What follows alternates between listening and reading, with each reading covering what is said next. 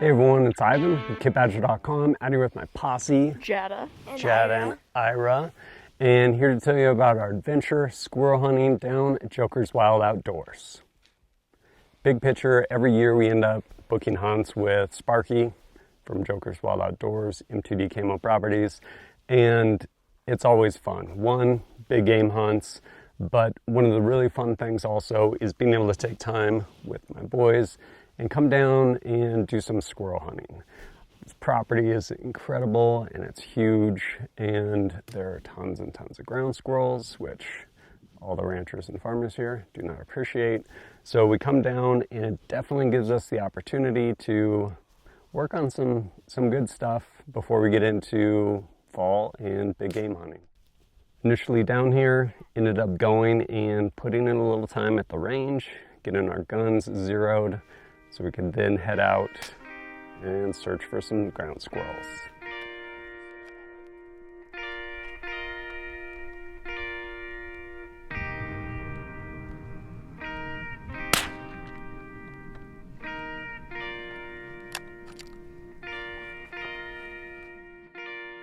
So my favorite thing about squirrel hunting down here is it's kind of like whack-a-mole, but a lot harder.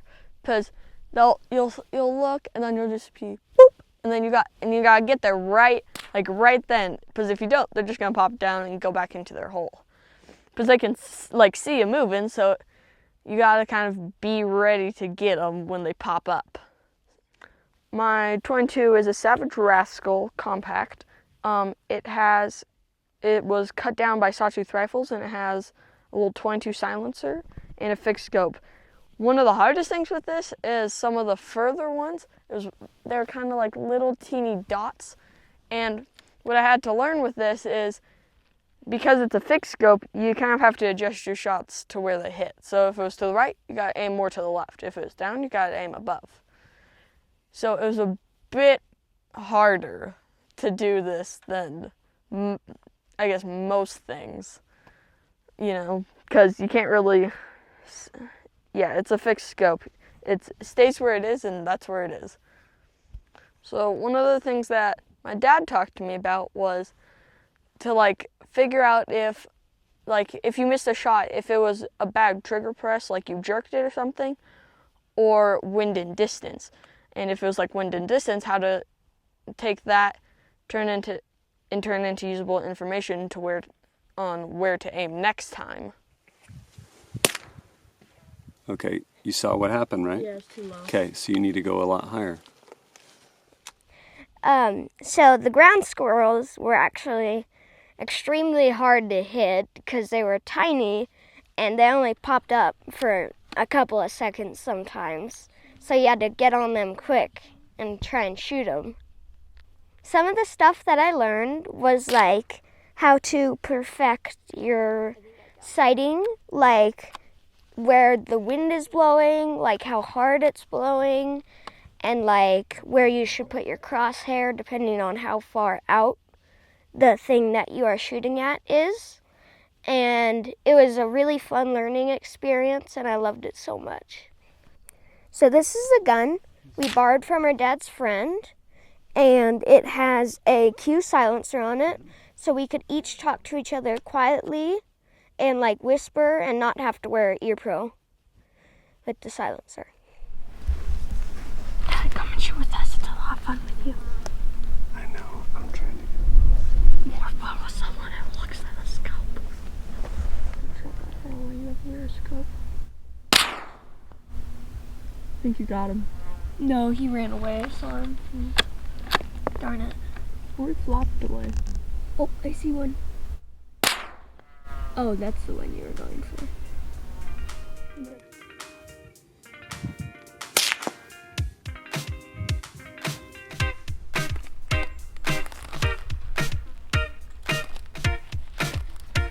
And then you take the gun from Dad.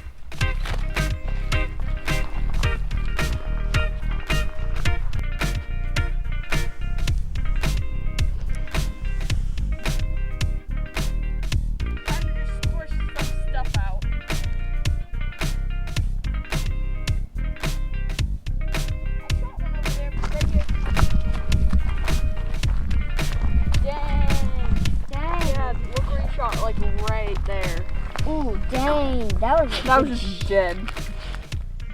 Here's a side story about a badger. So it starts about 2 years ago on my first big game hunt. And I think, it was before I shot the elk. We were scoping around to see, we saw this badger in the field, and I was like, I want to shoot that. So you know what I did? I missed. Dang, it like skimmed across the top of its head. We know that because it shook its head and then went down. So pretty much guaranteed proof, I guess. And then fast forward another 2 years to yesterday morning, I see another one. It's in the same field, so I assume it's the same one. I could be wrong, but I think it is. And so I shoot it. You know what happens? I miss, because I'm just so good. Now fast forward to the end of the day, I see it again. After that miss, I talked to my dad, and what we think is I was aiming a bit too high. That's why it kind of went over its head. So next time, I just aimed. So I guess for the final shot, later that day, I aimed just straight for its face. And boom. We didn't think I hit it because there was like a puff of smoke, so Dad couldn't really tell on the camera. Obviously, I knew I hit, definitely with no doubt at all. But it was really fun. And you couldn't really tell because after I shot it, it flopped over and then kind of slid a little bit down its hole. So we couldn't really tell that I hit it until we were like right up there. The biggest takeaway I got from my dad is to trust your equipment. If you do your part, it'll do its part and it'll all work out. And quick aside on hunting squirrels and badgers, incredibly destructive to both farming and ranching. Part of the reason we're here on the behest of them. And you're like, wait, don't badgers hunt squirrels? They do, but it's kind of like the US backing the Taliban to fight the Russians. Not a good plan. We probably came a little late in the season, but schedules are a real thing. Grass was kind of high, posed a few challenges, but overall incredible time. Property down here is phenomenal, like so much wildlife across the board. What do we see down here, boys? We saw badgers, moose. We saw badgers, moose. Deer. We saw Antelope. elk. Oh yeah, antelope. those elk that like came over the ridge while we were And then shooting. they're like, we're gonna go the other way. And then they just start sprinting. What else did we see? We saw those deer. Yeah. Really nice That, like, white-tailed heron? buck in the velvet. I saw that one. That's right, a heron. Bald eagles, hawks, all kinds Rabbit. of stuff. Rabbits, snakes, caught snakes. Oh, yeah. And then on top of that, Fish. that's right, we got to go fishing. Such a cool place, so much to do. Ended up going up to the reservoir. You guys played around in the water for a while. It wasn't worth it. What do you mean? You guys had a mud ball fight. Yeah, it was this deep of muck. Well, you didn't go deep enough. Overall, incredible time. So much cool opportunities to just do fun stuff. And then, what do you guys think about the cabin? It was really Awesome. Awesome. So many pointy things. Good place to go back, hang out, relax, and wind down at the end of the day. Overall, really cool experience. Being able to come out and get time on rifles, shooting at really small targets with short windows of opportunity because they're up, they're moving, they're back down, I think is really valuable and definitely plays into coming back in the fall for big game hunting. Would you guys agree with that? Yes. Yeah, Except I think the big game is slightly bigger. it is, which is arguably easier, but being able to put in this time ahead of big game season, I think is definitely really valuable. Yes. For my own part, I really appreciate what it is for myself and my boys as a father. It's basically uninterrupted time without distractions. So there's no service, no electronics, none of that stuff. And the opportunity to just hang out with my boys and work on a number of different things, whether it's patience or fundamentals of marksmanship, trying to shoot a really small target at distance, as well as just kind of unconventional positions, just figuring something out. using front or rear bags and yeah, making it work.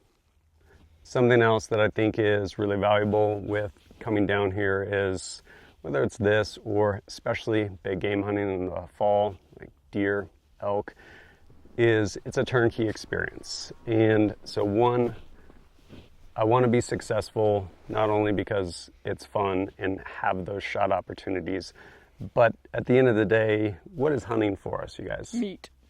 It really is, at the end of the day.